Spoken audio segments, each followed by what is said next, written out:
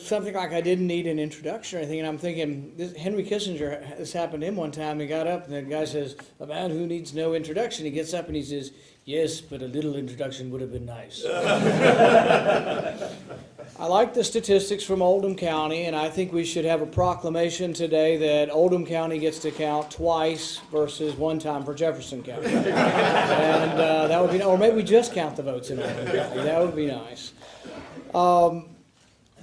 Probably about 100 years ago, there was a chaplain in the U.S. Senate. We still have chaplains. Believe it or not, we pray every day in the U.S. Senate. You're not allowed to pray anywhere here locally, probably in a government building, probably not here. But we pray every day in the U.S. Senate. And we had a chaplain. His name was Edwin Hale. He was a famous writer also. And they asked him, "Do you pray for the Senate?" He said, "Well, I've met the senators, and I pray for the people." And I've met the senators, and I think praying for the people is a good idea. I've also met enough of them now that I think there's no monopoly on knowledge up there. When I was first elected, John McCain called me and he said, "Yeah, the first 6 months you're up here, you'll pinch yourself and say, 'How did I get here amongst these important people, these personages you see on TV and all this?' He said, 'The next 6 months you'll pinch yourself and say, how the hell did the rest of these guys?'" There's some truth to that, and I think the truth to that is that I've been a believer in term limits. I think really there ought to be a rotation in office, that I have no monopoly on knowledge. I'm trying to do the best I can. I try hard because I have a job I can come back to and want to come back someday to practice medicine. I still do practice a little medicine. The rules prevent me from having a business, so I had to sell my business, sell my practice, everything. But I still am able to do some charitable surgery, and I've done that around the country, around the state mostly. When I was running for office, it's not all, it's cracked up to be. There is exciting things in debate and being on television things. But one day I was coming through Litchfield, and this woman came up to me, and she grabbed me by the hair. And she said, "Oh, I just wanted to see if it was a toupee or not." And I said, "Hey, lady, I'm just having a bad hair day. Can't you give me a break?" So I thought I'd gotten past that. And so last week I'm in Israel, not at taxpayer expense. It was a privately funded trip. So I'm in Israel, and I'm praying at the West Wall. And out of tradition, I was wearing a yarmulke.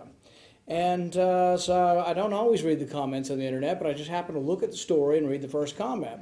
And the first comment was, "Yeah, look at that guy with that yarmulke stuck to his rug." So I wanted to go ahead and get that out of the way. You may not agree with me on everything. You may not think I'm always genuine, but the hair is genuine. We had a big fight recently. You may have heard about it, the fiscal cliff. So if it's called a cliff, I guess we can assume it's a bad thing, right? We didn't want to go over a cliff. But nobody ever really talked specifically about what the cliff was. What is the cliff? What was so bad about the cliff that we wanted to avoid? It was taxes going up. So this is sort of a remarkable thing. Republicans, Democrats, everybody thought that if all of your taxes went up, it would be a bad thing. This is a remarkable thing, because when the tax rates were reduced under Bush, every Democrat voted against that. So now we have a cliff approaching, and people are saying, this is a couple weeks ago, people were saying, this cliff is coming, you must save some of the folks from drowning. And we're going to offer you, the president, the Democrats are going to offer you a chance to save 98% of the people. And I said, well, that's good, but should we really endorse drowning as a policy?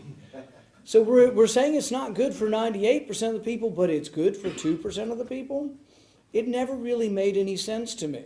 Because my question is that if the money is sent or taken from Oldham County, whomever it is taken from, and sent to Washington, is that a good thing or a bad thing? Now, Milton Friedman said, and I think this is the best way to look at government, Milton Friedman said that nobody spends someone else's money as wisely as you spend your own. It's the argument for minimizing government, even local government. It's the argument for private enterprise, because private enterprise distributes goods well because it's your money. You have to distribute goods. You have to make a profit. You're driven by this necessity of efficiency.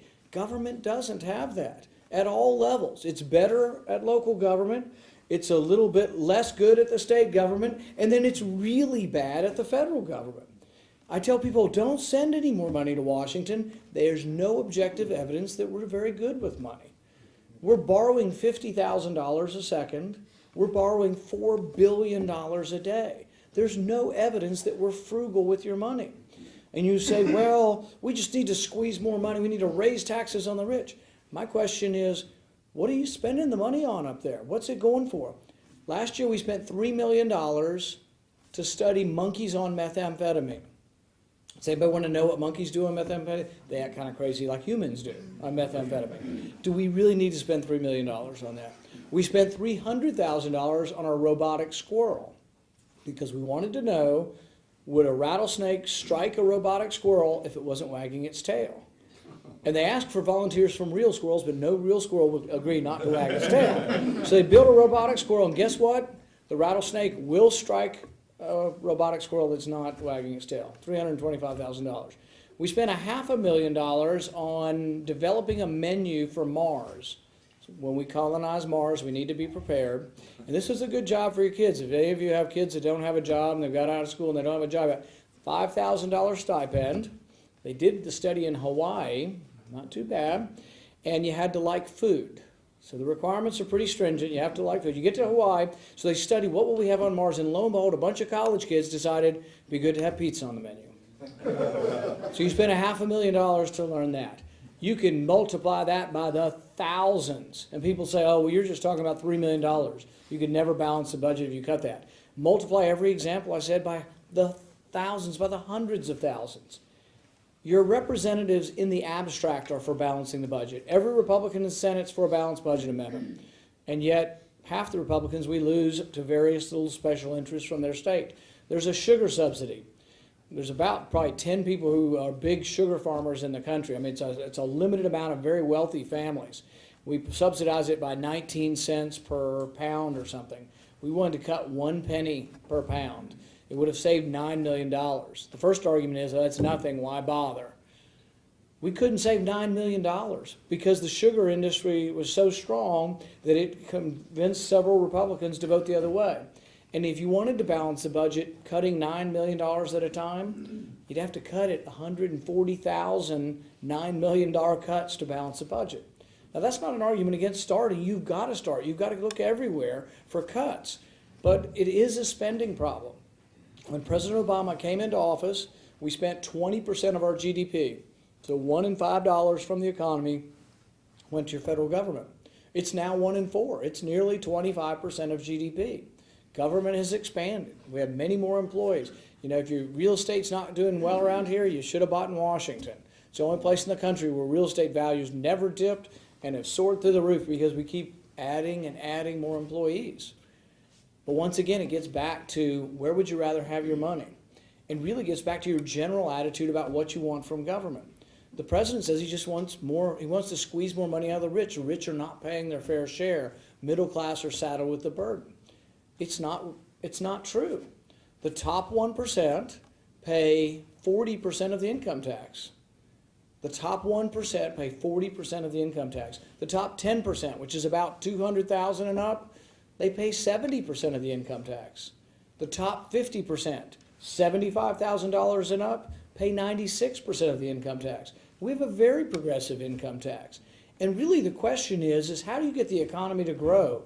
Do you squeeze more money out of the successful, or do you try to get them to hire more people? So instead of having a government that comes to you and saying, you made a lot of money, I'm going to squeeze more money out of you so government can have more money, we should be saying, you employ 50 people. What can I do to encourage you to employ 55 people? But we have the wrong attitude about government. It's about punishing those who are successful or squeezing more out instead of saying, how do we get the economy to grow? We're growing at about 1.5 to 1.8%. It's an anemic growth rate. We're adding about 155,000 jobs a day, which is about a month, which is about what you need to break even. We're actually enrolling more people as disabled than we're employing, which might have something to do with the definition of what disability is. There's a picture floating around the internet. You may have seen this, and it says, what's wrong with this picture? And it's a picture of the Social Security office.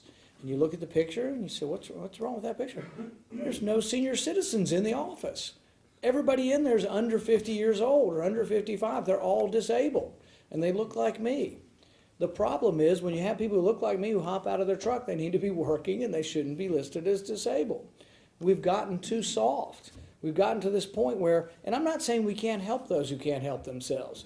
If somebody's missing 2 legs and they're on dialysis and they have $4,000 in medical bills every month, I think we can help them, and we should. But the thing is young, healthy, relatively young, healthy people who are able-bodied ought to be working. If we give people assistance, it ought to be temporary, and it ought to have a work requirement with it.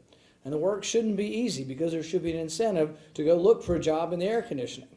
But we should do those things. We need to have tough love. We don't have an unlimited amount of money. We're borrowing $50,000 a second. So we get through the fiscal cliff, and we save 99% of the people from drowning. It is good. Those rates are now permanent. 1% will go up. But is that a good thing? When you raise tax rates, sometimes you get less revenue. We won't know this for a year or two whether it works. But sometimes when you lower rates, you get more revenue. In the 1920s, we brought the rates from 75% down to the high 20s. And you had a huge boom in the 1920s. During the 1930s, we raised taxes 6 years in a row, and the Depression got worse.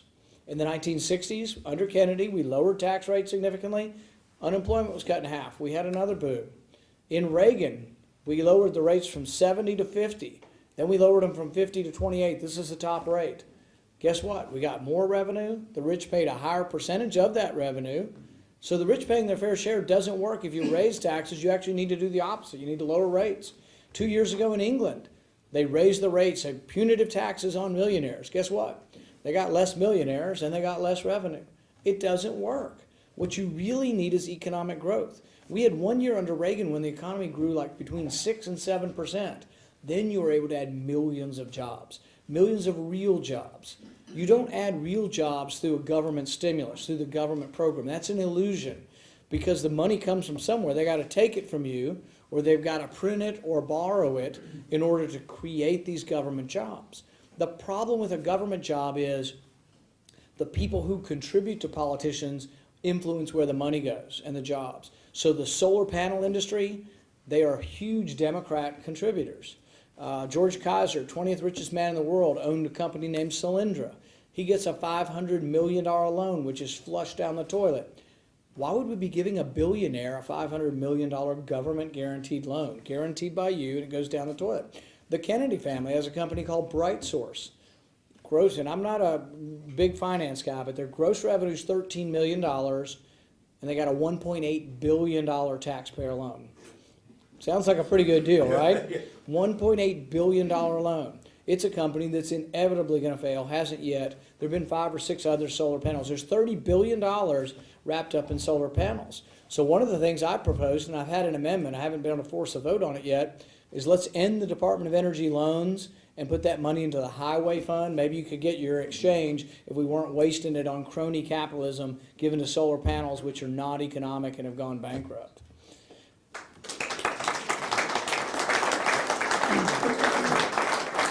I've also proposed the same thing with foreign aid. The president said we need to do some nation building at home. I agree with him, but he needs to follow through with that. And that means that countries that are burning our flag, chanting death to America, maybe they don't need any more of our money. Pakistan continues to hold in prison the doctor that helped us get bin Laden. Dr. Shakil Afridi gave information, worked on a vaccine program that helped to get bin Laden, gave us information. He's now in jail for the rest of his life, and we still give Pakistan billions of dollars.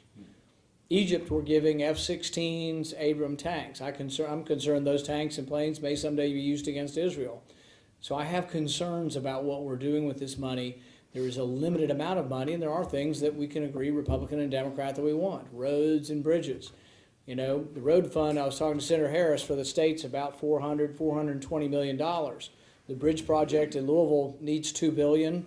The one up in Northern Kentucky needs $2 billion. How are you ever getting to $2 billion when you have $420 million? You got to find some other source. So one of the things I proposed to the president when I rode on the plane with him was there's a 10% set aside for beautification for bike paths. I ride bikes, I like bike paths. If you've got a surplus, build more of them. But if you've got a deficit and you don't have enough money to repair your roads, or a change is more important this year than a bridge, more important than a bike path, you got to give your officials the ability to make that decision. So I propose we get rid of the 10% set aside. You could still do it. If Oldham County decided you want bike paths, you build them. But you could also decide we want the exchange for the next 2 or 3 years, and we're going to put all of our enhancement money towards an exchange near your industrial park. Those decisions should be something you have the freedom to do. And we fought that, and the president kind of nodded his head and seemed reasonable and then opposed the idea. I think we are progressing more towards that, though. I think the next transportation bill or this one may actually give you more freedom with that. We have to look for innovative ways to find money. But I think money shouldn't just be borrowed or printed. We owe the Chinese $1 trillion. We owe Japan $1 trillion. We owe the Russians a couple $100 billion. We even owe Mexico money. We can't just continue to do this. So what I would say is when people come up with something and they say, we want our government to do this, let's take it from someplace where it's being wasted. So for example, Sandy. We've had FEMA disasters in Kentucky, so it's hard for us to say we're not going to send money to other parts of the country through disaster. But there really is no money, and there's not enough money to pay for it. These politicians from up there just beat on their chest and say, give us our money, we want it all. They're only projected to spend $9 billion next year, but they want $60 billion, which they're projected maybe to spend over 4 years, which includes money for an Alaskan fishery. It includes money for 5 southern states where they're buying the Republican votes by giving them some kind of stuff for previous disasters years ago. It also includes $700,000 in there for a performance art festival. And this is New York City, of course. Got to have a performance arts festival. They do some pretty cool things there. You need to know because your money's going to go to this. Knot tying, Occupy Wall Street photo exhibit, flash mobs. Anybody know what a flash mob? Flash mob performance. And the flash mob performance is, this is really interesting. Great use of your money. Everybody shows up with their iPod at the same time and pushes play, and I guess they dance, stand still. I don't know what they do, but you're going to be paying for it. Performance art festival called River to River Festival, $700,000 in there. Alaskan fisheries, all done sort of to buy votes of other senators. That never happens in state senate, does it? But the thing is so I introduced an amendment. I didn't get very many votes. I said, look, they're only going to spend $9 billion next year. Nobody in government seems to be very good with money. Let's give them only the $9 billion. Come back a year from now and give us a report on how well you're doing with spending the money and what you need for the next year. And I said, let's take the $9 billion from countries that are burning our flag and chanting death to America and not send it there, and let's send it to New England. And I got, like, I don't know, 10 votes or something. Because so many up there just want to keep doing the same thing we've always done. Just keep sending the money overseas. They think we buy friends. Sometimes it backfires on us. We sent Mubarak $60 billion over years, the head of Egypt. But he essentially was a dictator. I mean, they lived under martial law and an order where they couldn't congregate. So when they did congregate, you had that Arab Spring going, they had 100,000 people in Tahrir Square. You know what they did? They sprayed them with tear gas. You know where the tear gas was made? In Pennsylvania. How did they buy the tear gas? With your money. We give them foreign aid, they buy tear gas, they suppress their people. Do you think their people think that foreign aid's a good thing or a bad thing? So we think we're buying friends, but we're buying friends that are sometimes unpopular leaders in country. The population rebels against them, and so they don't see the foreign aid necessarily as a good thing. Plus, we just don't have it to send. We have to borrow it from China to send it to Pakistan. We're borrowing $1 trillion every year. We have to start thinking of other solutions, other places to find the money, other things to do. We will have a battle in the next month over the debt ceiling.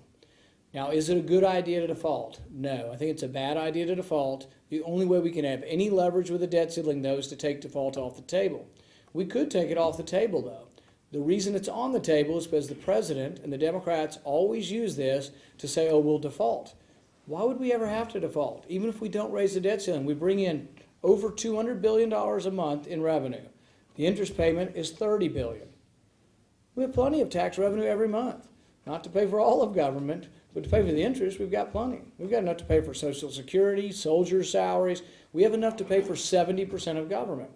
Some of it would take a 30% cut. Some of it, like monkeys on meth, might take 100% cuts. So there are things you just have to cut out, but you'd be forced to make the decision. What would it mean not to raise the debt ceiling if we ever did it, which I don't think we have the courage to do it, Republican or Democrat. If we had the courage to not raise the debt ceiling, you'd immediately have a balanced budget. Would it be disruptive? Yes. In the period of time when it's disruptive, over a month or two, the president might at that point be convinced to come and say, this is what we do to balance it gradually. So as much as I really want things done, I'm actually a believer in gradualism. My budget would balance in 5 years. but mine is the most dramatic budget ever presented in the last couple of decades up there, and it balances over 5 years.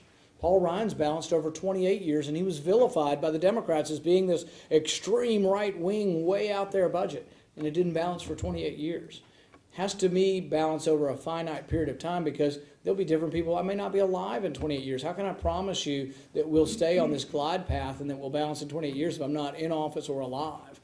So I think you have to do it over a shorter period of time when you can trust the people you've actually elected to actually do it.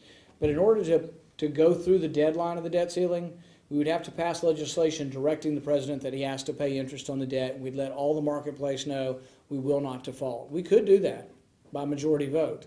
We could do that in the House because we can win the House, and I think we should, as Republicans, do that, bring it to the Senate and try to vote on it, and guarantee that we do the typical functions of government, Social Security, soldier salaries, things like that. Then we would have the leverage to try to get the president to do the right thing.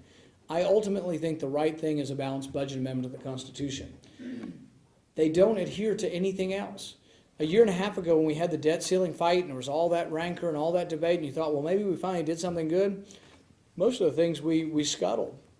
We had caps on how much you could spend. We routinely exceed those. We had a sequester, which was supposed to be $1 trillion cut, including military and domestic. We've now pushed that off 2 months, and it hasn't happened.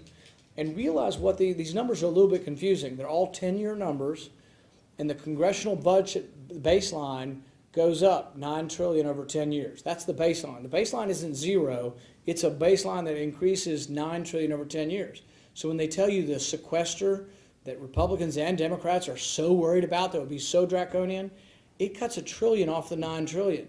So we'd still go up $8 trillion over 10 years, and that's a cut. There are no real cuts. If I were to get my way, I would freeze spending because I think it's simple. People can understand it, and they will know there'll be less money because inflation will make the money. There won't be as much money there. I would freeze spending. But the Congressional Budget Office would scare you to death, and they would say, freezing spending is a $9 trillion cut over 10 years. So the sequester was $1 trillion. Bowles-Simpson Commission, what everybody talked about was more dramatic, was $4 trillion. Still means the baseline's going up $5 trillion, and then a freeze is $9 trillion. So you can see how people confuse the situation by the way it's presented. We have to do something, though.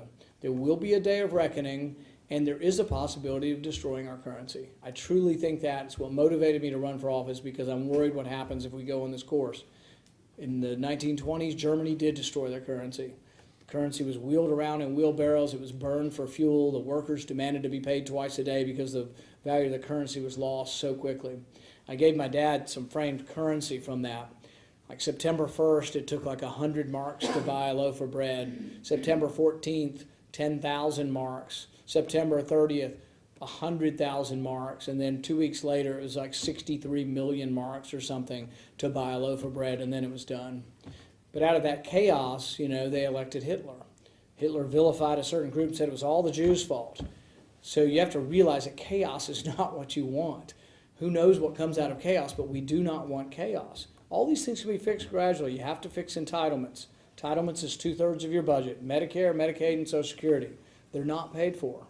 Social Security pays out more than comes in taxes. It's not my fault. It's not Democrats' fault. It's your great-grandparents' fault for having too many damn kids. And then it's your fault for not having enough kids. And then my fault for not having enough kids. We have a real big generation retiring, and then smaller generation, and then smaller generation again paying taxes, and we're living longer. These are just demographic facts, and we shouldn't ignore them. We're going to have to work longer. My generation will have to work longer. It's the only way you fix it. You need to raise the age of eligibility for Social Security gradually. You do it like 2 or 3 months a year over about 20 years, and that fixes most of the Social Security problem. You need to do it for Medicare also. But it's not a real popular issue to go around telling people you're going to have to work longer and wait longer to get your money. I think also we have to means test. Means test means people like myself who have been successful will get a little bit less. You still get Social Security, but you get $200 or $300 less a month. And I think most of us, probably a lot of people in this room, could live with that if it saved the system for those who live only on the check. That way we're not cutting the check from the people who that's all they live on when they retire. These things have to be addressed, but both sides are sort of afraid to do it because they're afraid you won't vote for us if we tell you we have to cut something or if we have to change something. But it is coming one way or another. If we wait, stick our head in the sand, it'll come dramatically and it'll be a real problem. If we do it gradually, it's not as hard to do, and you do it on the younger people. And I've got 10 years, 15 years to figure out what I'm going to do with retirement. And so I think that's the way to look at it. In order to, I think, regain our greatness as a country, we need to recognize what made us great. And what made us great is our system. We need to be proud of profit. We need to be proud of self-interest. Greed is if it's the judge's money. If it's my money, it's just self-interest. It's just name calling. Self-interest is not necessarily a bad thing. Self-interest drives us to be efficient. It doesn't mean greed. Self-interest means that we've created great wealth and we've given great wealth away. Who's the richest country in the world? We are. Who's the most generous country in the world? We are. When Haiti needs money, who gives? We do. When babies need adopted, who adopts them? We do. We have a great, rich, and humanitarian country, but it comes from capitalism. It comes from our system. So we need to be proud of that system and not be a system that just thinks, let's just tax all the successful people, take that money and send it to Washington, everything will be better. We want more successful people. We want more rich people. That's what we should be in favor of, is more rich people, not less rich people. If we recognize where we came from and what we stand for, I think we can be a great country again. We are in the tipping balance, and I think we really need to address this soon, or this great country is really in danger of heading in the wrong direction. I thank you very much for allowing me to serve, and thank you for inviting me today. Thank you.